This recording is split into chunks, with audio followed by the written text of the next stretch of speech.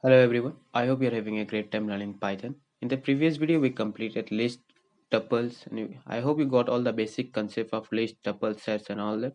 So today we'll be learning about dictionary. Why dictionary? The main difference between dictionary and tuples and list are that here the index we name them. In list and tuples, you know that the indexing is done based on integer from 0 to n of how many elements we have, but in dictionary the indexing is done by ourselves. We name the index. So let's create one so that you can understand what we're talking about. Let's create a dictionary. Okay, we are creating a dictionary, and to create a dictionary we need this curly braces like we did in the sets. But in sets we directly wrote the element, but in dictionary we'll give the indexing then name. The index can be of integer, it can be of string, it can be of tuples, but it can't be of list. Why? Because list is mutable, means we can change the element inside a list, but in the dictionary the key value. Okay, let me say one more thing. So in dictionary we have key that contains some values. So here keys are the indexing and values are the element that is inside that index. So the name of the key should be either integer, it should be either float or anything whatever you want, or it should be a string, it should be a tuple, but it cannot be a list. So let's create one like 1, and inside this the value, let's write it 1. The value can be anything, it can be list, tuples, sets, whatever you want. All these values can be accepted. Let's create one more and call it 2. Okay, now you can see this is our dictionary. This dictionary is created. If you want to know what is inside dictionary, just write, let's print out this, print this dictionary. So you can see that our dictionary is getting printed 1 1 2 2. But how do we access the element? In when we did in list and all that, we just wrote this dict and write the 0 and we got the value of 1. But here you can see that it's giving an error. We don't know what is inside 0.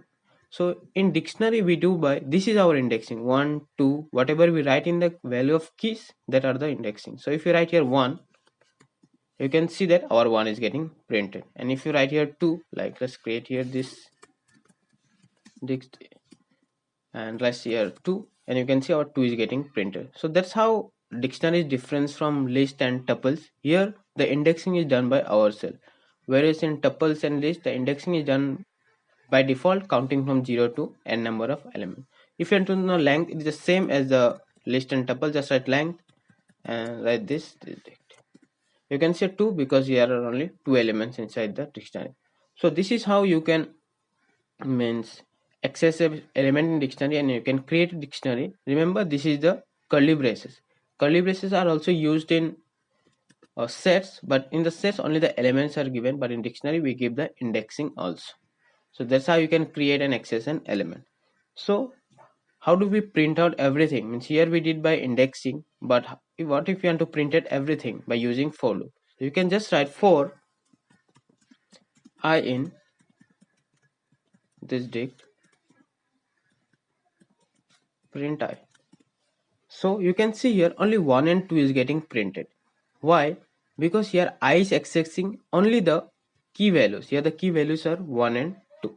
But what if you wanted to take both of this? Means if you want that both your keys and values should get printed, you should write for I in this dict, this dictionary dot items. So you know that inside the dictionary there are 2 elements, so we need have access to the 2 elements. So we'll add I and j, and we'll just print out the value of I and j. So now you can see that the keys are also getting printed, and along with the keys the values are also getting printed. So that is how you access this. But what if you want to access only the values? For accessing only the values, you can just write for I in this dictionary dot values, and if you just print out this print I. Okay, this name, this dictionary, okay, this duct, but it's not duct, it's dictionary. So you can see here only the values are getting printed. So if you write this dict dot items, then both will get printed.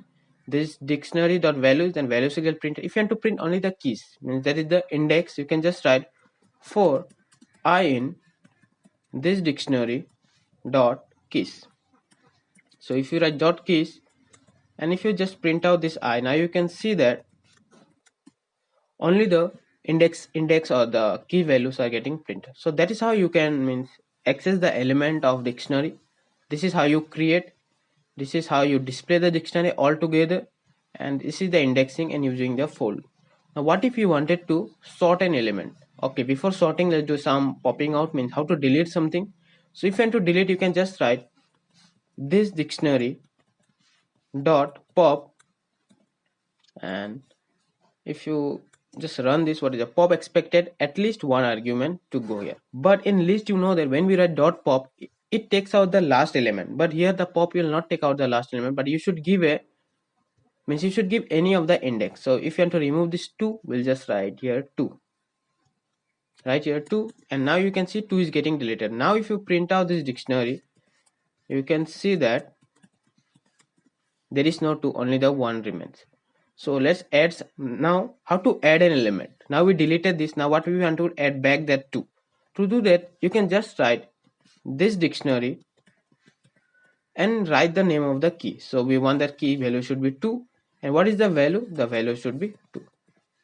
If you run this, nothing will be printed, but when you try to print out once more, print this dictionary, you can see the value is getting inserted. So this is how you insert a value. Let's insert one more to see if you did not get that. Just write this dict and write one more, whatever the value. This key can be anything, only it can't be a list, and just write whatever you this is the value. Now if you print out the dictionary, you can just write this dictionary, and you can see 1 2 3 is getting printed. I said that in the pop we cannot remove the last element like we did in list, but there is one more thing that we can do here. We can just write this dictionary dot pop item. So you can see here, now if you print out this, you can see 3 is gone. So pop item, instead of pop, if you write pop item, then the last element will get removed. That is how you can, means you can pop out this. There is one more thing how to delete. You can just use the keyword del and write the name of the dictionary, this dictionary, and write the name of the keys. The value of keys, suppose we want to remove this 1, so you can write 1. And now if you print out this, you can see only the 2 remain, but 1 is gone. But don't try to use this del. You can use it, it's up to you, but if you use the del and you forget to write this, means if you forget to write this key value, whole of the dictionary will get eliminated. You can see here, if you just write del and you write this dictionary, and if you just run it, after that if you try to print out this dictionary, there is no such type. Name this dictionary is not defined. So be careful while using del. I prefer using pop items or pop, that's a better idea. Now let's create this one more time. So let's come down here and paste it. Okay, we created one more time this list. Now what are the items that are left? Suppose we want that this dictionary should stay, but all the values should get clear. You can just write here this dictionary dot clear. And if you run this, now if you try to print out this dictionary, you can see that there is a dictionary still there, but in delete the dictionary gets deleted. But when you do dot clear, it will clean up all the elements that is inside the dictionary. Only the dictionary will remain with empty element. That is how you can do. Now what if you wanted to sort an element? Sorting in list was easy, just write sort and everything will get sorted. But here there is a little bit complication. I'll show you what I mean. Let's just copy this once more and paste it here. So let's add one more element called 3. Okay, let's put here 3 and just write thra. Okay, after 3 we'll write one more time, we'll write 0. Okay, so that you can understand what I wanted to tell you. So here 0. Now you know that 0 comes first, then 1, then 2, then 3. If you just write here sorted and print this dictionary, you can see here only the key values are getting printed, 1 2 and 3, and everything is sorted. You can see that's how sorting works. Now what if you wanted to print everything but in a for loop? So we can just write for I in, so let's write ij in sorted this dictionary and just print out the value of I and j. Print out I, j. Cannot unpack non-iterable int object. Okay, it's giving an error. I don't know why. So items dot. Okay, I know it's not giving items because we did not write items and we wanted to print out ing. But when we write this dictionary, only the key values get printed. So now you can see that 0, 1, 2, 3 is getting printed, but it's printing on the basis of keys. Means the values you can see a z should come after t. So how to do that? If you write directly sort, that means if you write sorted and you write this dictionary dot values, you can see everything will get sorted, but this cannot be printed out along with the means means every items. This will not get printed. So how we can do that? We can do this with the help of using lambda. What is lambda? When we'll do, you'll understand. So let's write one more time. For I j in, for ij in sorted. So sorted is used for using sorting, and we'll write this dictionary dot items. Items means we want both the elements, and we can write here key. We want that the what should be the means on the basis of what it should sort. So we write key equals to lambda, lambda. So lambda is like it will work on basis of lambda. Means this sort will work on this dictionary, but it will this will be the condition how it should be sorted. So we'll write lambda, and you can write any value here, x, y, z, whatever you want. It does not matter, and write the value. You know that when dictionary dot items will get printed, it will print in this way. Let's go to the top and see. Okay, where did we print the dictionary dot items? Okay, before writing this will give an error, but does not matter. So I'll try to show you what dictionary dot items look like. This dictionary dot items, you can see here how does dictionary look. It look like a tuple. You can see here this is one tuple, this is next tuple, this is third tuple. Now inside the lambda, come back here. Inside the lambda, we'll access the element this first tuple, and inside the first tuple, which element we want to sort upon? We want to sort upon this 1. So this is in the position of, this is 0th position, this is 1 position. So we'll write x such that x sort on the basis of, sorry for that, 1, 2, 3, 4 space. Now if you print out this value of I and j, now you can see that the values, it does not matter whatever the keys are, but the values are getting printed in their ascending order. Means 1, 2, t, and then z.